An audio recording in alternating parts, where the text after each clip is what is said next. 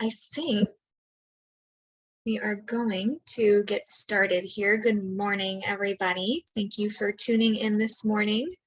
My name is Meredith O'Connor. If you're not familiar with who I am, I'm the St. Louis Program Coordinator for the Myasthenia Gravis Association.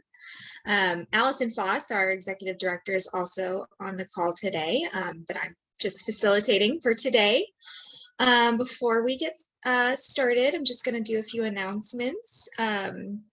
We're super excited. We've kicked off our 2022 programming, and while our programmings are, virtual currently, we hope to be back in person soon enough. Speaking of virtual, we have several programs coming up in February, including 2 opportunities to hear from argenx about the newly approved drug, Vyvgart, I think. Is that how you pronounce it? Yeah. Then a session about sleep and myasthenia gravis. And then finally, our virtual Monday meetup in February will discuss pregnancy and women's concerns related to MG. You'll also receive an email following today's session regarding our upcoming groups. So please let us know if you have any questions. Also, too, registration is open for our 11th annual MGA Triple Crown Showdown 5K Mile Mosey and Trot on Sunday, May 15th, 2022, to be held at Town Center in Leawood, Kansas. So that's really exciting. You don't have to be local to participate. You can simply select Stuck in Your Stall when registered, and you'll have a t-shirt sent to you following the race. As you all may know, this is our biggest awareness event, and it's just a really fun morning to get together and celebrate our many journeys with myasthenia gravis. If you are a patient, don't forget you can email Allison for the code, as registration is free. Before we continue, we want to say thank you, of course, to Alexion and argenx for today's meeting, as they sponsored today's meeting. If you have any questions during the presentation, please just use the chat feature, as Allison and I will be monitoring as those come in. After the meeting, you will receive a survey, and we'd love to hear your feedback regarding, any questions or concerns about today's presentation. So without further ado, we welcome Dr. Mamatha Pasnoor to speak today about signs and symptoms pertaining to myasthenia gravis. Dr. Pasnoor is a neurologist and professor at the University of Kansas Medical Center. Dr. Pasnoor has played a vital role in shaping our MG clinic at the University of Kansas, as well as providing education for our groups. And as you may know, she's also a member of our medical advisory committee. So Dr. Pasnoor, feel free to jump in and take over. Thank you, Meredith. And I would really thank the MGA for giving me the opportunity to give this talk. And let me share my screen here. And let's see. Are you able to see okay there, Meredith? Okay. All right. When Tanya asked me to give a talk on, aging changes and aging and myasthenia gravis, how do we differentiate? And I thought it was a really difficult topic to talk about. It's very difficult, I think, but, I try to make it as simple as we can. And I'll be talking about the signs and symptoms of myasthenia gravis, and then we'll go on with some changes with aging and how we can try to differentiate between these two conditions again. So these are my disclosures. I do serve as a medical advisor, a consultant in some of the company trials, and I participated in some of the trials. In the latest one, the Vyvgart with argenx, I was the local PI on that. And but none of this will be pertaining in this study, in this talk here. As far as, let's just go ahead and discuss just a small case. Again, this is not any specific patient, but I just brought up more common scenario. Like I have a patient, Mr. Y, who's 75 years old and was diagnosed with myasthenia gravis at 10 years, around 10 years ago.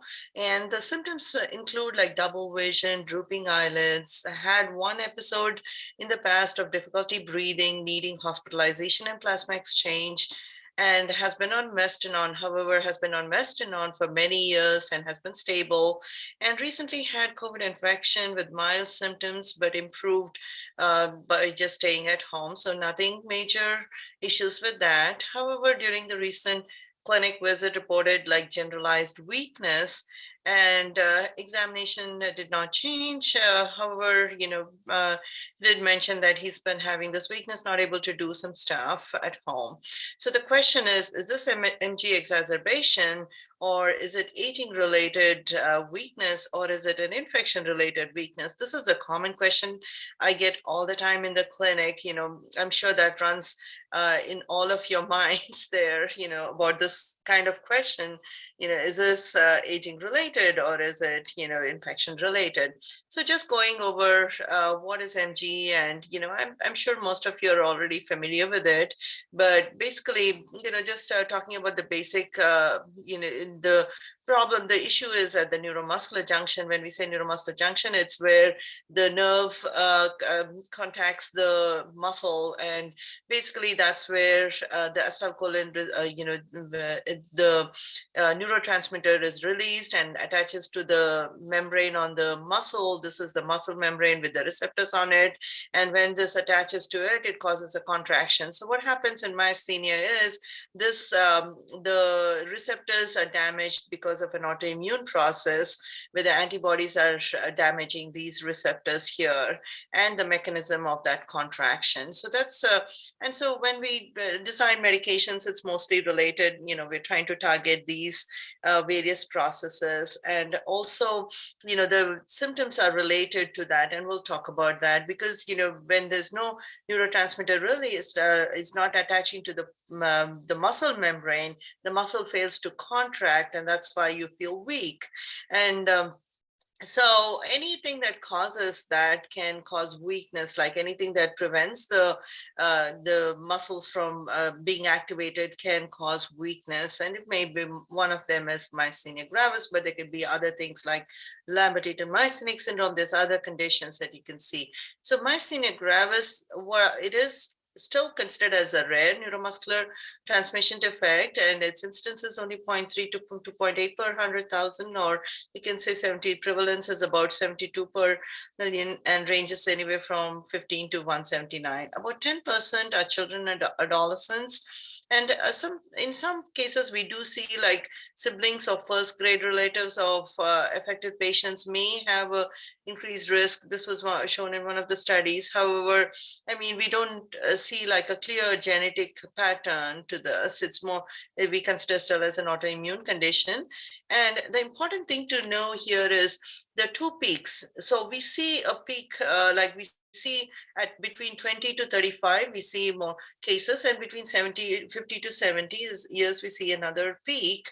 So there are two peaks that we identify where you diagnose patients with myasthenia gravis. So we talk about autoimmune, which is the most common type of myasthenia gravis, where you have antibodies against the receptors, and that's what we know as. But there are other forms that can cause myasthenia gravis. Like if for some people who have, if there is a cancer somewhere, you can still have myasthenia gravis from a cancer. The cancer can produce the antibodies and cause the myasthenia gravis. So you can see as a paraneoplastic process. And then you can also see it with some medications. Especially these are immune checkpoint inhibitors, are medications used for cancer treatment. And we are noticing more of that in recent years. I wouldn't say it's a huge number, but they can occur with other conditions. And then there is congenital, like people who have from birth, like, they have a defect in the receptors, or, that is when they're born with that defect, and that can also, so that's seen in children. But what we are mainly interested is in autoimmune condition, because this is the most common form, and that's what we all see in in the general population in our clinic most commonly. So when we classify myasthenia gravis, we, again, there's various classifications people use. There's no specific, I would say, that is more important than the others, but it can be like pure ocular, that is when it only involves the eyes, or it is generalized when it involves more than the eyes. It can like spread to the other parts of the body. And usually, I mean, some in the older literature, people have divided this into early onset and late onset. Again, that is also fluid. Like, is it 50 years we consider late onset, or is it 45, or is it 70? It's always there is a fine line, I would say, about calling it like at divide classifying it by early onset, late onset. Some people have like very late onset also in that categorization. But the most common one that we categorize it is based on antibodies. You all must have heard of the acetylcholine receptor antibodies. And then there is Musk antibodies, which have been identified in around 2001. And then the other antibodies are the LRP4 antibodies. And I'm sorry, I put it as in research, but LRP4 is available presently for we can get it tested in various labs. In addition to that, we have other antibodies that are still in research, like Titin antibodies and other antibodies. So what are the main, coming to the clinical features? So what are the features of myasthenia gravis?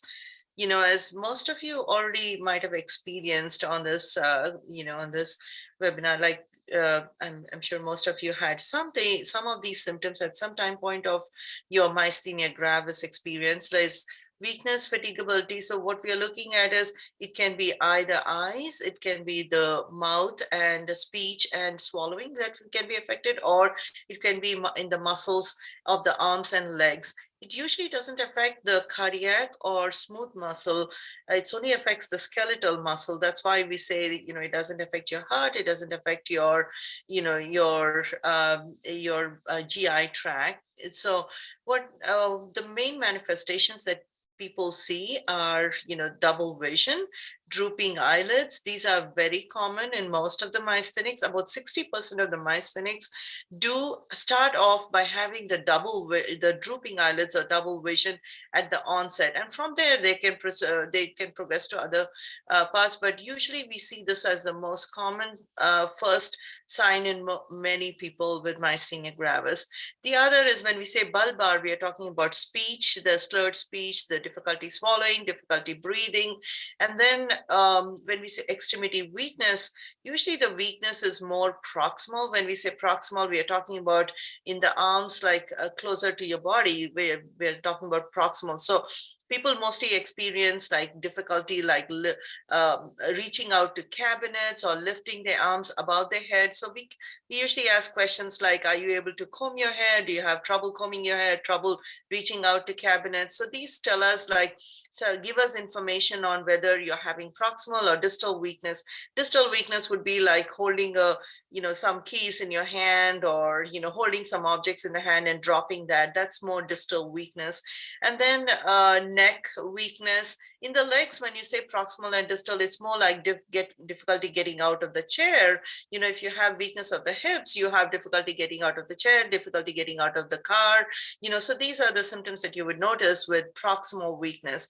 When you say distal weakness in the legs, it would be like tripping and falling, or difficulty going down the stairs, but difficulty going up the stairs would be more proximal weakness. So these are some of the questions you might hear us asking you when you come to the clinic. And neck weakness, some people have head drop. This is part of the myasthenia. We can see that in myasthenia gravis.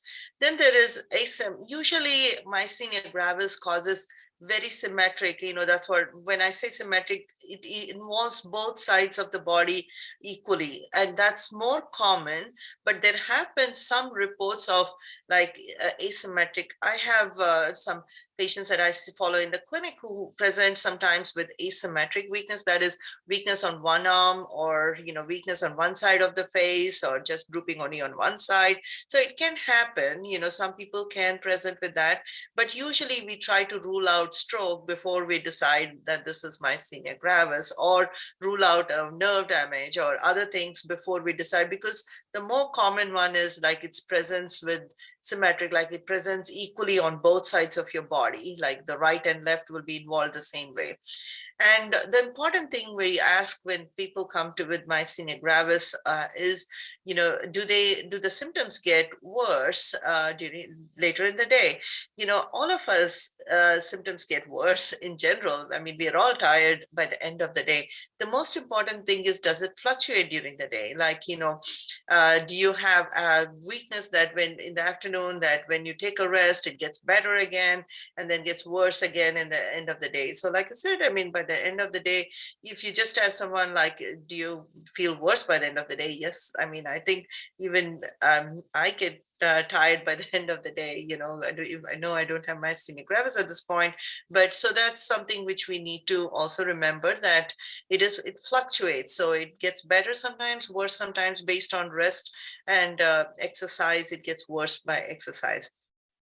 And, thymoma, about 15% of the patients with myasthenia gravis with acetylcholine receptor antibodies have the thymoma, which is a tumor of the thymus gland. As you all know, we always test for, we do a CT scan of the chest as soon as you come in to make sure that you don't have this thymoma. And if you have thymoma, that's the reason for the test. And usually it's more common in people above 30 years, and we'll talk a little more about that. The natural history, this was a study from Grob et al. In 1998. So it's been studied for a long, we know this history for a long time, that 40% of the patients remain in the eye. The symptoms remain in the eye for 40% of the patients. 13% may ultimately remain in the eye. So, the rest of them progress on to generalized. So when someone comes to me and asks me, like for the first time, they have double vision, drooping eyelids, and they ask me, is this going to progress to rest of my body, or is it going to just stay in my eyes?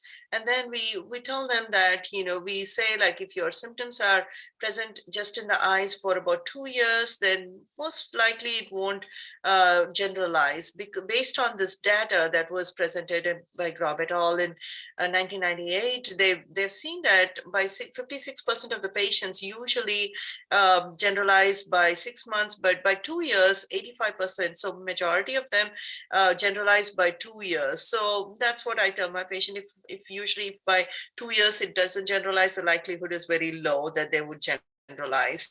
When I mean generalize, going from the eye to the other parts of the body, the symptoms, and yeah, this is a study by a Spanish, looking at the Spanish registry prior to 1900.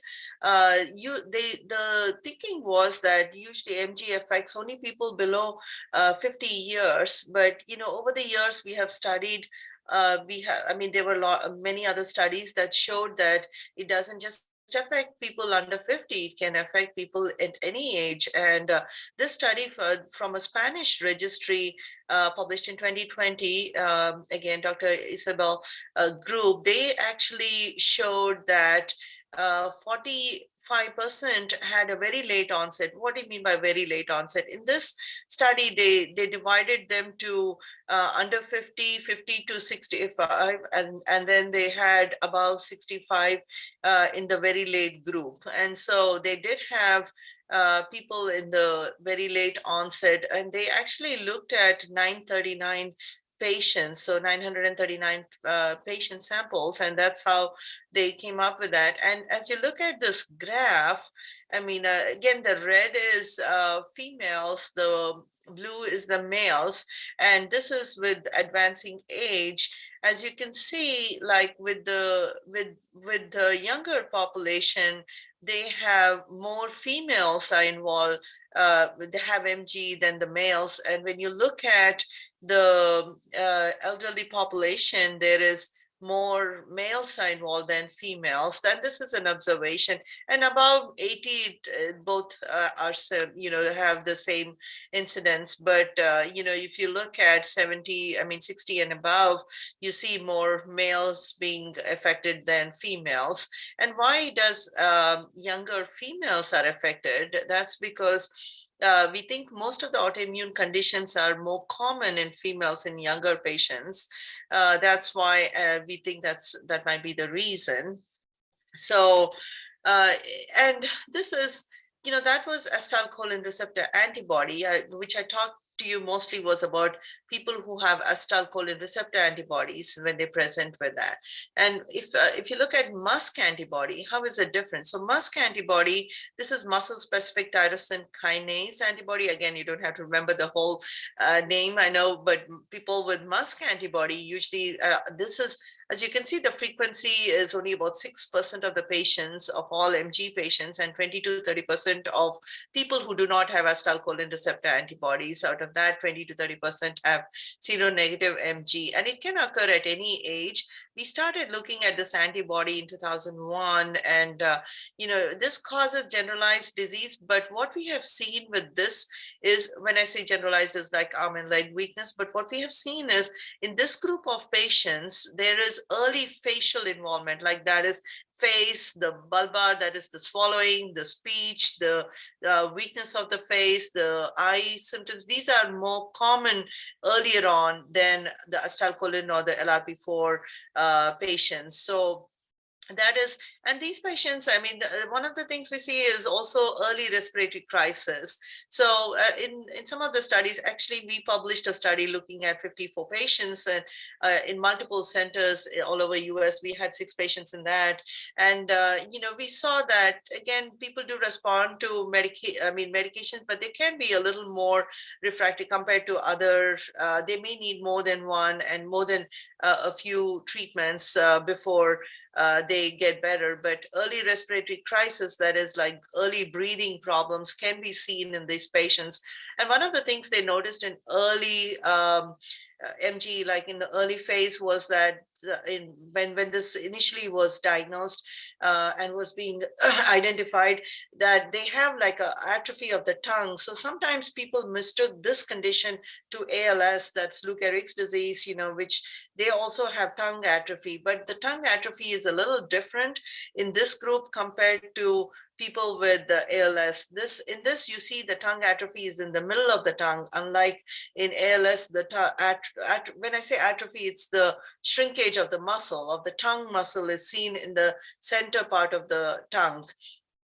And so that was one of the features we have seen in earlier on. And it's not noticed in all patients, but it's one of the things we look for in patients with Musk antibodies.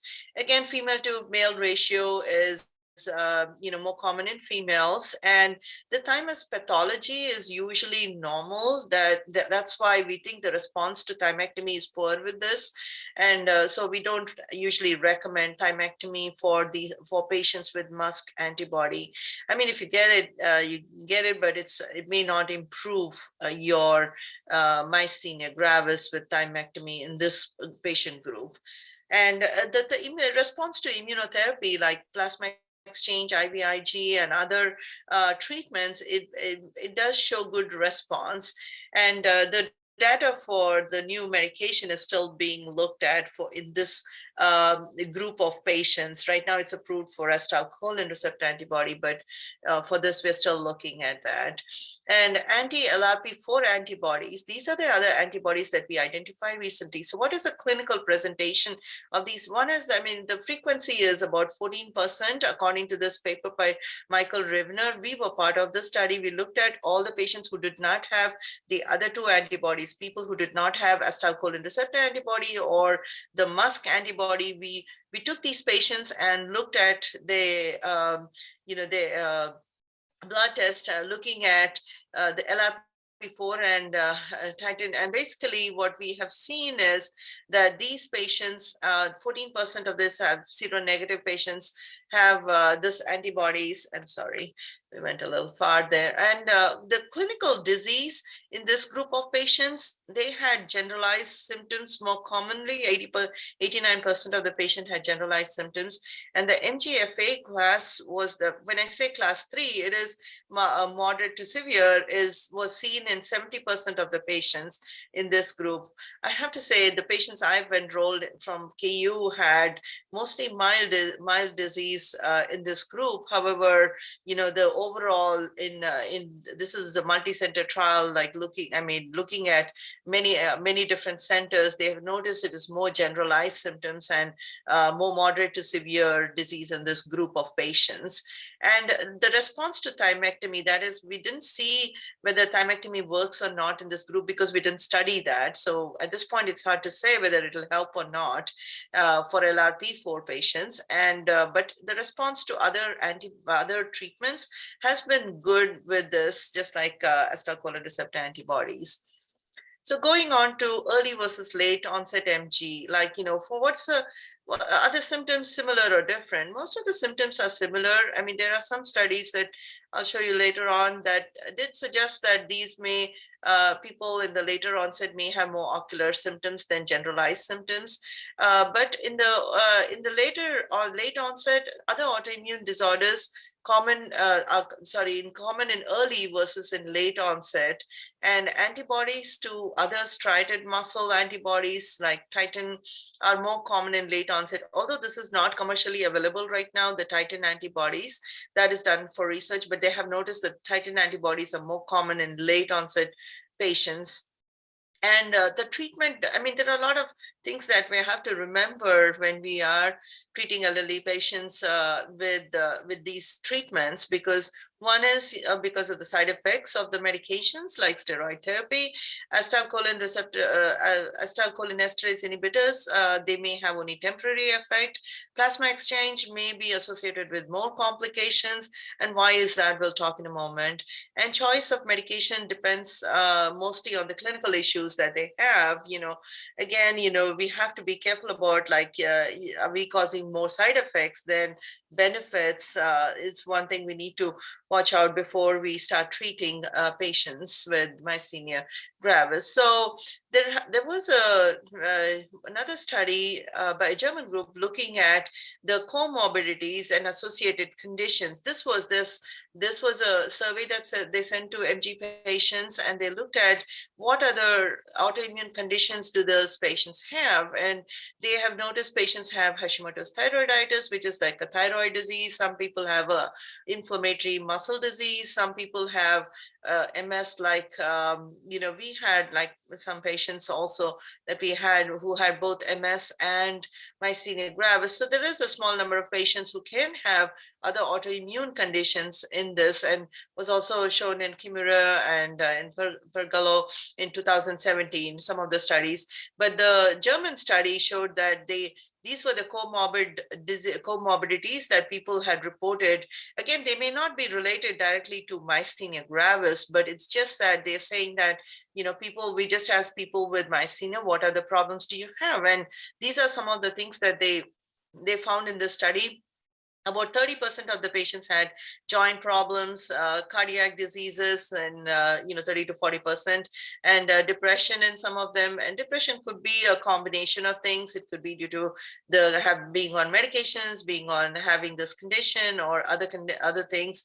And as you can see, there were other comorbid conditions that were reported in this